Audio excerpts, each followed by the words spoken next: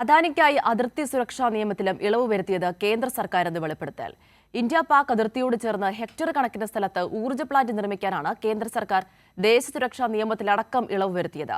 British പത്രമായ the ഗാർഡിയന്റേതാണ് വെളിപ്പെടുത്തൽ.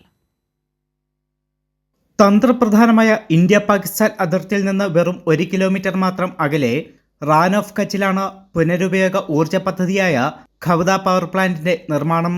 കേന്ദ്ര പൊതുമേഖലാ സ്ഥാപനമായ സോളാർ എനർജി കോർപ്പറേഷൻ ഓഫ് ഇന്ത്യയുടെ അഭ്യർത്ഥന മാനിച്ച് ഇന്ത്യയുടെ അതിർത്തി സംരക്ഷണ നിയമങ്ങളിൽ വരുത്തിയ മാറ്റങ്ങളാണ് അദാനി ഗ്രൂപ്പിന് സഹായമായി മാറിയത്. 2021 മെയ് മാസത്തിൽ ഇന്ത്യയുടെ അതിർത്തി പരിപാലന നിയമങ്ങളിൽ സുപ്രധാനമായ ഭേദഗതി വരുത്തിക്കൊണ്ട് നരേന്ദ്രമോദി സർക്കാർ സോളാർ എനർജി കോർപ്പറേഷന്റെ അപേക്ഷ അംഗീകരിച്ചു. എന്നാൽ 2 മാസങ്ങൾക്ക് ശേഷം പ്രതിരോധ മന്ത്രാലയം ഭേദഗതി ചെയ്ത നിയമങ്ങളുടെ വിജ്ഞാപനം പുറപ്പെടുവിച്ചതോടെ സോളാർ എനർജി കോർപ്പറേഷൻ ഗുജറാത്ത് സർക്കാരിന് ഭൂമി വിട്ടുനൽകി.